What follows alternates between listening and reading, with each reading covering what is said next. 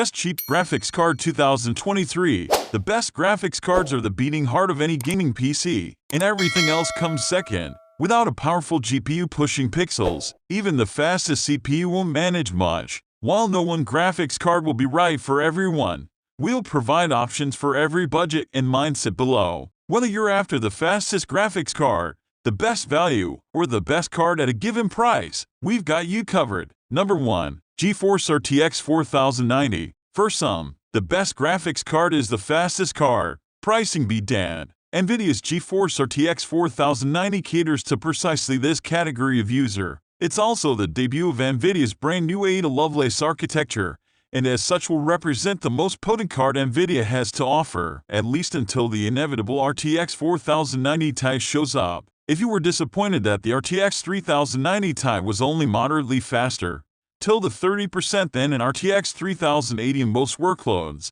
RTX 4090 will have something more to offer. Across our standard suite of gaming benchmarks, it was 55% faster than the 3090 Ti on average. Fire up a game with heavy ray tracing effects, and that lead grows to 78%. AMD new RX 7900 XTX can't touch it either, as the 4090 is 25% faster in traditional rasterization games and just over double the performance in ray tracing games. Let's be clear about something. You really need a high refresh rate 4K monitor to get the most out of the RTX 4090. At 1440p, its advantage over a 3090 Ti shrinks to 30%, and only 16% at 1080. It's also just 7% faster than AMD 6950 XT at 1080 Ultra and actually trails it slightly at 1080 Medium, though it's still more than double the performance at 1080 in demanding ray tracing games. Number 2. Radeon RX 7900 XTX. The Red Team King is dead.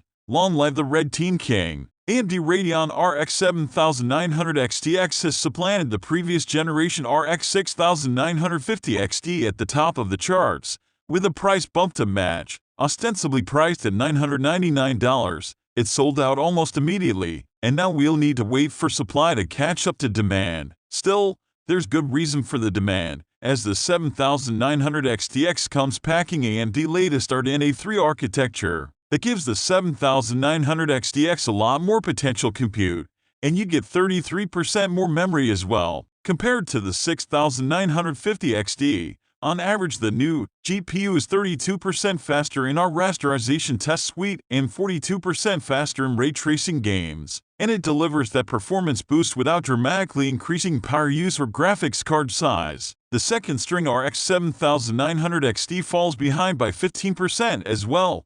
So saving $100 for the lesser 7900 doesn't make a lot of sense. AMD remains a potent solution for anyone that doesn't care much about ray tracing, and when you see the massive hit to performance for relatively mild gains in image fidelity, we can understand why many feel that way. Still, the number of games with RT support continues to grow, and many of those also support NVIDIA's DLSS technology, something AMD hasn't fully countered even if FSR2 comes relatively close. If you want the best DXR/RT experience right now, NVIDIA still wins hands down. Number 3. Radeon RX 6600. The Radeon RX 6600 takes everything good about the 6600 XT and then scales it back slightly. It's about 15% slower overall, just a bit behind the RTX 3060 as well, in non-RT games.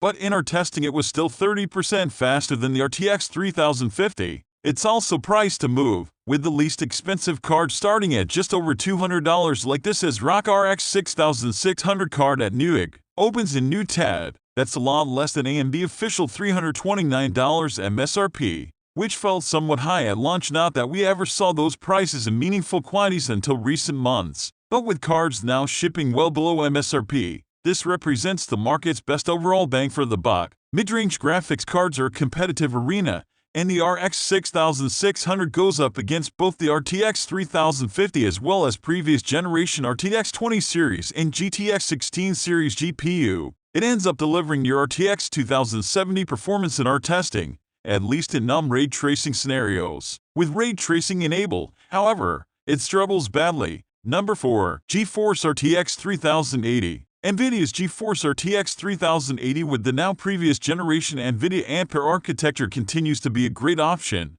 though it's now lost some of its luster. The recommendation also applies to all RTX 3080 cards, including the RTX 3080 Ti and RTX 3080 12GB depending on current prices. Right now, the best deals we can find are $730 for the 10GB card, while the 12GB and 3080 Ti have shot up to well over $1,000, making them questionable choices. But that might change, so check around first. 2 years after it first launched, the RTX 3080 still performs well.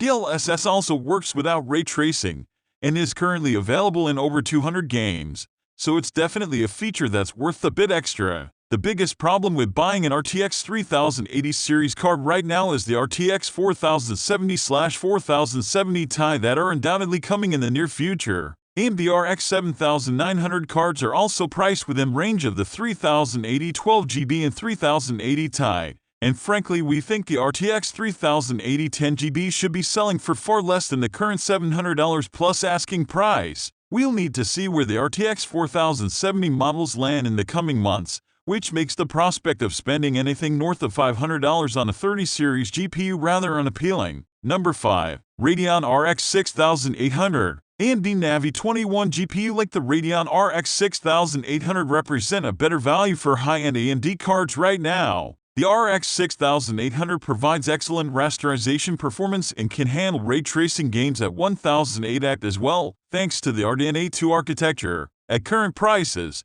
which have dropped quite a bit in the past few months, the RX 6800 is your best bet for a Navi 21 graphics card, with prices starting at around $500 unless you can find a good sale on an RX 6950 XT, RX 6900 XT, or RX 6800 XT. It's over twice the size of the previous generation Navi 10, with twice the shader cores and twice the RAM. Clock speeds are also boosted into the 2.1–2.4 GHz range, depending on the card model, and AMD did all this without substantially increasing power requirements.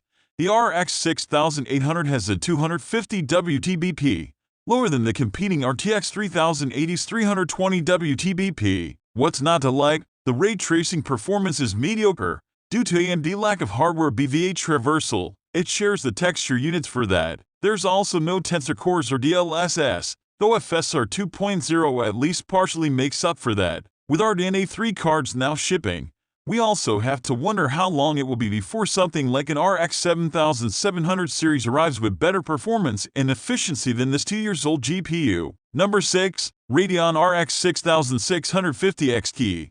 Normally, we'd expect a 32CU variant of Navi 22, dubbed the RX 6700 non-XT. But AMD trimmed CU counts, memory interface width, and infinity cache sizes to get a smaller and less expensive chip that still performs well. Note that the Radeon RX 6700 now exists, with 10GB of VRAM. Though it costs more, performance ends up slightly above the previous gen RX 5700 XT. Number 7. GeForce RTX 3060. As we enter the lower end of the price and performance ladder with NVIDIA's desktop Ampere lineup, the cuts to processing power become more significant. The RTX 3060 uses NVIDIA's GA106 GPU, with a 192-bit memory interface and 12GB VRAM. That's quite a bit better than the RTX 3050 but still a big step down from the GA104 chip used in RTX 3060 Ti, which has 36% more GPU cores. Overall performance is similar to the RTX 2070, so 2.5 years later, you can match the performance of a formerly $500 graphics card with a $330